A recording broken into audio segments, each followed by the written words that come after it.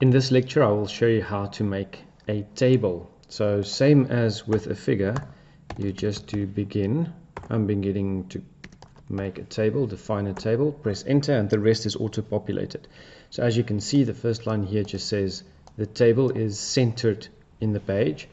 Then we go into a tabular environment. So here you say begin tabular, just going into the tabular environment.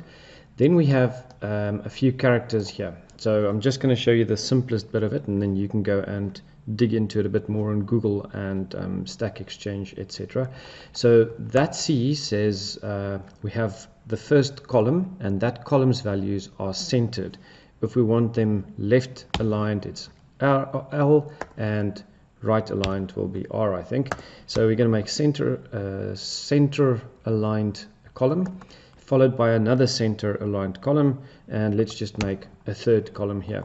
That little vertical bar there, it's the one that on my keyboard is sharing a key with the backslash.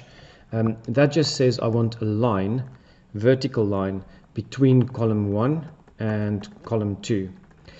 So this says go into the tabular environment, and I have 3 columns. In the next line, you start with the tabular environment. So typically here you will put your header line. So you will have name, and then there's the ampersand. The ampersand says the next column. So ampersand is your, I think they call it a alignment character.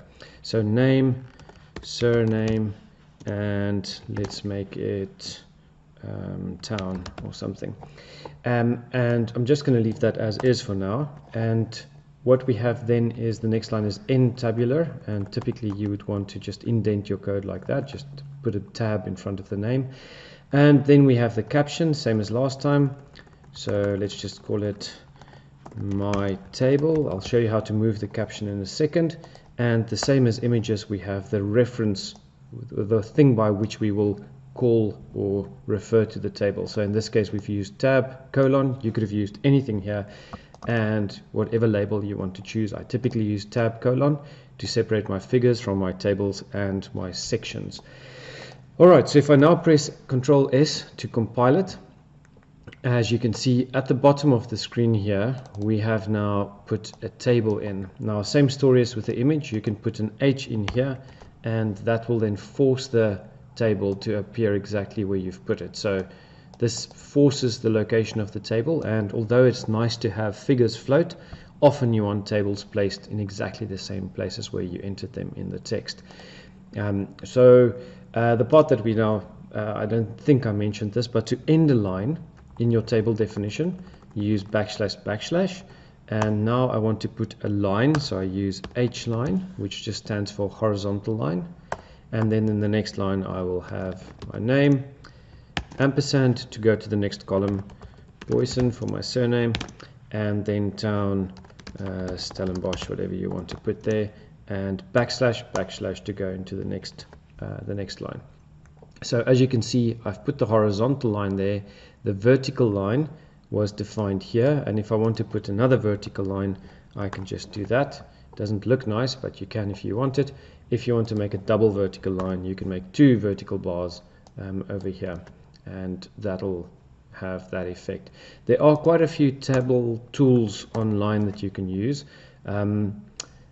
This is the simplest one to use, and this will get you going. Obviously at the end here, if you want to add another line, you can just H line it again.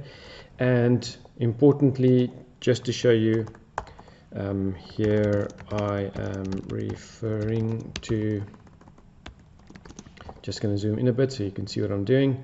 Here I am referring to table, and then ref to refer to, and then I'm entering tab, my label, and now when I press compile, it'll add a sentence here, I'm referring to table 1. So this number is automatically updated from the start, and this is the label I use to refer to that table.